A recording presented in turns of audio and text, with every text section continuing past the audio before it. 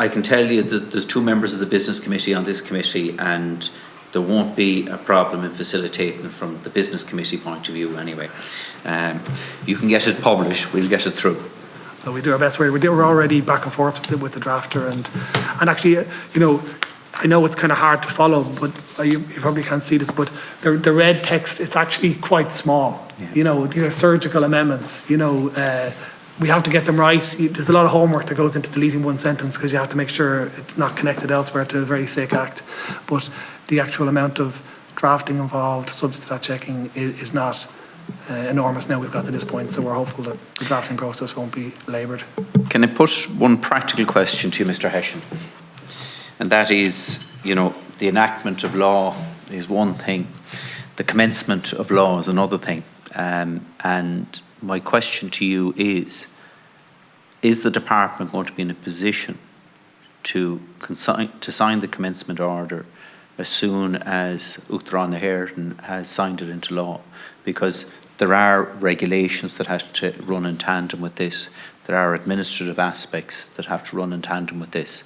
And, you know, we have seen in the past where the Oireachtas has facilitated the expeditious passing of law, then only to the commencement order having to wait years before it actually happens, or months, probably in this case. So can we, in a reciprocal request, can we get an assurance that if we do deal expeditiously with this, that the department will be in a position to ensure that the commencement order is signed in an expeditious manner after the enactment of the law?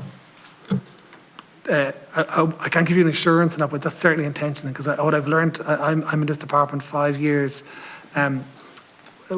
Prior to that, I worked in the Department of Finance and was completely ignorant of all the work that Revenue had to do to make things happen, to implement them. What I've learned since my time in this department is the social welfare system is a very sort of complex computer system. But certainly we have already started the work of getting ready for this, with a view to getting it done by the end of the year and getting this through quickly. The Minister wants it done quickly. So what we will do is, we're working on the basis it will be done this year before Christmas, implemented and commenced, etc. That's what we're working on the basis of. Well, maybe then a halfway house, and coming back to Deputy O'Leary's earlier comment in his first round of questioning, maybe this committee could make a recommendation then that the backdating would be to the enactment of the law rather than the commencement of the law. So even if there is an administrative delay in the commencement, at least one-parent families will not be have to carry the burden in relation to that, and that it will be backdated to the date of the enactment of the law. So that could be a recommendation we put in.